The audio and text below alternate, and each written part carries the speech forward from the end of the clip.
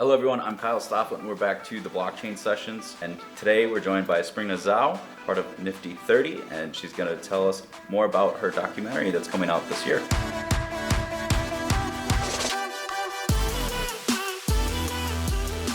Thank you, Kyle, for this opportunity. How are you today in Nashville? It's been a great time in Nashville so far. We're on day 2. Our team traveled in, gotten to get out to some side events, and have been enjoying our time. I know you're always constantly going around to these conferences, so how's it been this year for you? Oh, I enjoy Nashville so much because it's a town about artists, music, right? And I love art, tech, and entertainment. So it's perfect to feel the vibe here since I arrived last night. And I saw you at a Zebu with the Crypto Megans event. Yeah. So it was a great group of people, community leaders, and including celebrity TJ Miller, who is a crypto celebrity, which I love that about him. So it's a great vibe. Yeah, it was awesome to see, and we got to swing some golf clubs and do all that. Have fun, networking, Yeah. and being with our beloved community and talking about projects. So I love it. I found out before we attended, this is the only Top Golf with a music venue in it, and go figure it's in Nashville. Yes. So, yeah. Yes, and also very touched and honored that played the documentary Nifty 30's trailer at the VIP event last night in this Top Golf VIP event. I loved seeing the trailer. I'm looking forward to your premiere. I know you did a private premiere already. Yes, we did in New York City the past week. You said that was very full, very exciting. Yes. I know I saw Matt Medved, Yeah. the founder and the CEO of Now Media, a prominent Web3 media company. He was there. Steven Sachs, the founder owner for the first digital art gallery in the world it's called Beeple. He was there. And I also have Reina, the director for Web3 division of Pace Gallery. We also have Crypto Megan, and we also have the leaders, founder from Web3 company Sign, that bring everything to Sign on chain. So we had a full house, and it was amazing. And we have world-renowned filmmaker Barry Alexander Brown, who is a partner with Spike Lee for 40 years, Oscar nominee, to be there. He's my executive producer, my partner in crime for making this documentary. We also have filmmaker from London, who is a BAFTA winner, Ashane. She was there all the way from London. And we also have Stephanie, who is director for another world-renowned digital gallery called Takes from London. So we have very curated a group of tastemakers in-house. Yeah, and what was it like working with such like an all-star lineup of creatives for this documentary? It was such a beautiful journey. It was my personal dive into the heart of a digital realm and up-close conversations with thought-provoking questions with those artists, founders, entrepreneurs, and thought leaders from AI, blockchain, metaverse, and NFTs. It was an amazing journey. I truly loved it. You traveled around quite a bit. Where were some of the places that you got to see? I'd like to mention one special place we featured in my documentary is Charleston, South Carolina, because that's where Beeple's studio and family is located these days. So we were invited to film him in his studio for a special event where he created another 5,000 day every day, believe it or not, after the big sale in 2021, $69 million sale with Christie's for 5,000 day every day. He still diligently committed to make another piece every single day. So he created a piece in front of us and dropped it on chain. And it was such a wild party, with the NFT enthusiasts and Web3 lovers and people who are his fans for decades came in from all different parts of the world to celebrate and witnessing him having fun, playing video games on computer and going back to making the NFT art and then talking to us and then in the end dropping it. It was just like we are part of the creation. It was special. It's art in making in front of your eyes, and it's also a huge party to celebrate, frontier tech. It's so interconnecting with the different kinds of people. So that was a great place for us to feature. And his studio is 50,000 square feet, surrounded by 360 degrees of huge screens. He also showcased a lot of upcoming artists' work on those screens. So I love that about him. He's giving back to the community and support, encourage, and promote other young upcoming artists. Yeah, and that's honestly like wonderful to see. Like when a creative that gets as big as Beeple did, Yeah. and to just be able to constantly help and grow other creators for the next generation of blockchain and art that circulates. Because obviously he's such a fun character online and Yes. stuff. You've got to see a different side of people, I'm sure, while Yes. creating. He's very friendly in person, and of course he's highly sought after these days. So a lot of different parties demand his attention all the time, but when you get the FaceTime with him, to talk to him, interact with him, he's very kind, very genuine, and very friendly. And I also want to share a really interesting story. I brought a little gift for him from New York City. And I've been very careful selecting that gift. And we're discussing that internally with my team members. What do we want to bring to people? He's a multimedia artist. He's been around the world and he creates beautiful arts. We want to give him something that is meaningful, artistic, yet not anything he has seen before. So we chose a beautiful traditional Chinese porcelain artwork representing the goddess of creation for him. That's really cool. Something unique, something resembling, my culture since I was born in China, but also, a good blessing for, his future creativity. I didn't know how he react to it. He picked it up and he loved it, absolutely just adored it, and he took many pictures with it. I thought he was just very respectful, very a true beautiful human. That's great to see him react that way to something so thoughtful and meaningful to yourself and your culture as well. Who were some other creatives that you got to film with during your documentary? To answer your question, I definitely want to pick Geneva as another city we featured and interviewed for the film, especially for the AI segment. We flew all the way from the States to Geneva. My team members came from New York, Boston, and San Francisco.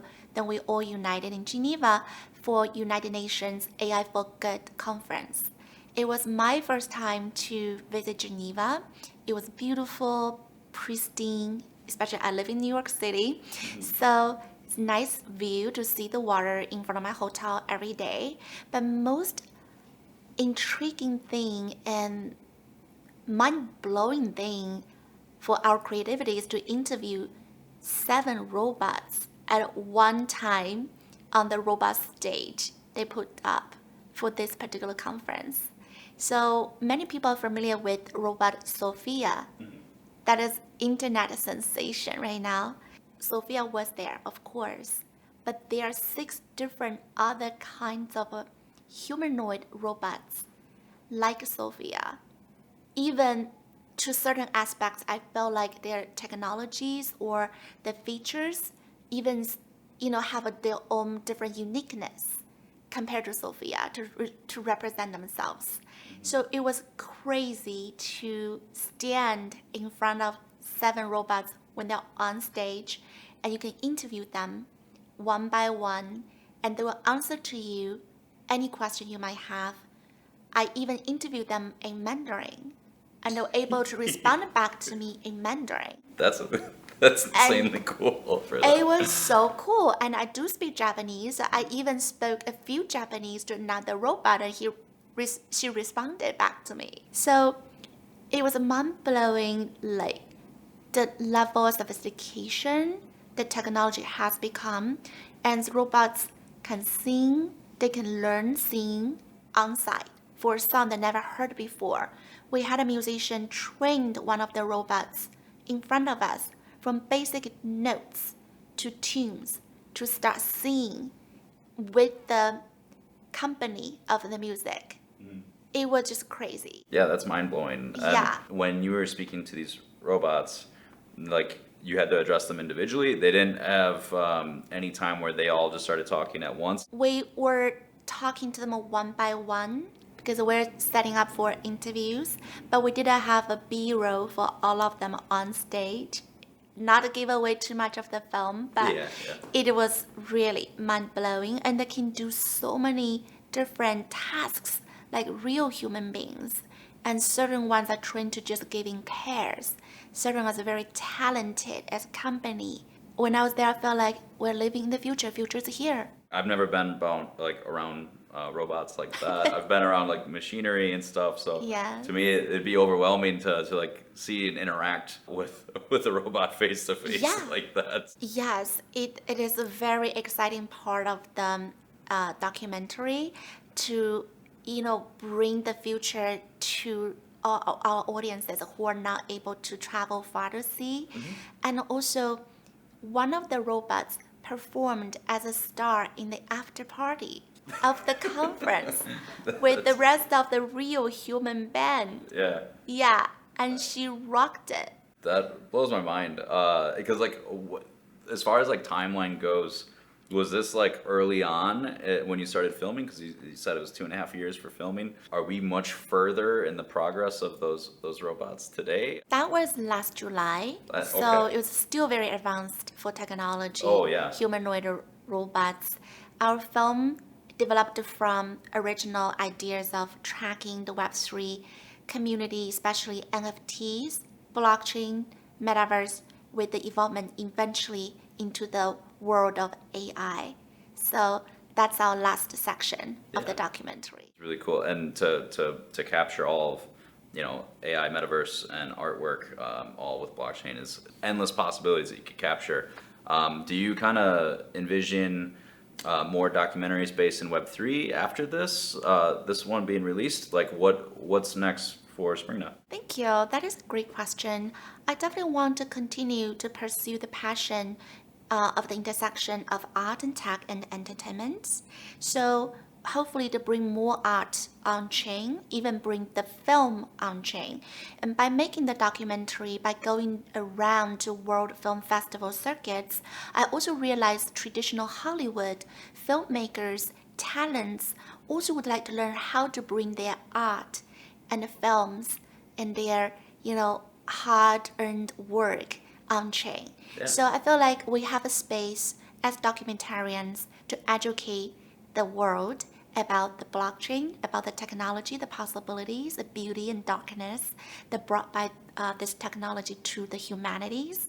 But in the same time, I also feel like we can continue to help both the traditional Web 2 world to learn about Web 3 world, and I continue to hope myself to be a bridge for it. That's exciting. And obviously you mentioned like more creatives wanting to get their work on chain. Yes. Because it's not controlled by like your Netflix or YouTube, wherever you might share it, and all that. So to have it live on forever is meaningful, as it should be a timeless thing. And if we have a platform that potentially knocks us off their platform, right? So Yes. like creatives are always getting like kicked off of YouTube and so on. That's right. If that were to happen for documentaries, or if they're not shown on specific streaming services anymore, that's disruptive to the creators. So That's having right. it on chain is definitely a very important, significant thing. Yes, and proof of work as well. Yeah, exactly. Yeah, I mean, we should want our work to live on, just as like Van Gogh and Michelangelo and all that. It's still work that's around, but it should be digitized for forever. Like, Yes. So And be rewarded forever. exactly. Should Yeah. your community love your work? Yeah. Again, it's like timeless things like listening to the Beatles, or even before then. So to me, just being able to go back and share artwork that people can appreciate forever, to me means a lot. Yes. And I know creatives are always thinking about that, and being rewarded for it with NFTs, smart contracts, and stuff is That's right. a beautiful thing. So Yeah, proof of work, security of your work, and also to be rewarded with the royalties for your work. So I think they all make, great sense for all of those artists. yeah. As far as your documentary goes? I know you're mentioning a new title. Do Yes. you want to share that with us today? Sure. Well, our film has grown from the beginning till now through such a journey, and I feel like Nifty 30 is our production company. Nifty 30 is original title because we want to interview top 30 icons from the industry to tell the human stories in the profound tech world. However, after 2.5 years in making this documentary, we felt like we have the final title that just naturally born after many versions of debates. So I will warn you, it's different, but that's what we wanted. Okay. Yeah. You ready for this? Yes. Okay. It is the absolutely amazing, wonderful, frightening, threatening edge of tomorrow. The absolute. Sorry, absolute.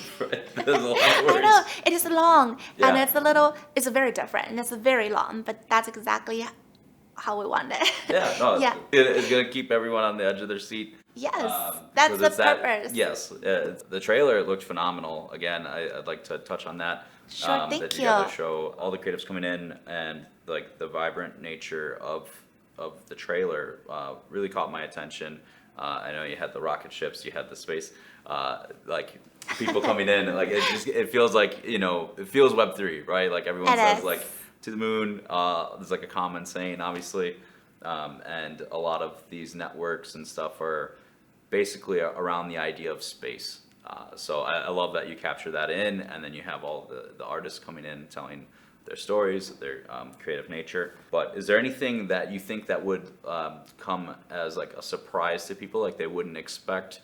Yes. As far as like, is there anything that you feel like would have someone on the edge of their seat? We definitely have a particular story. I think that's very intriguing to many people who pay attention to Web3 and wanted to know what really happened there. Not to overshare, but just to share enough to answer your question. Absolutely.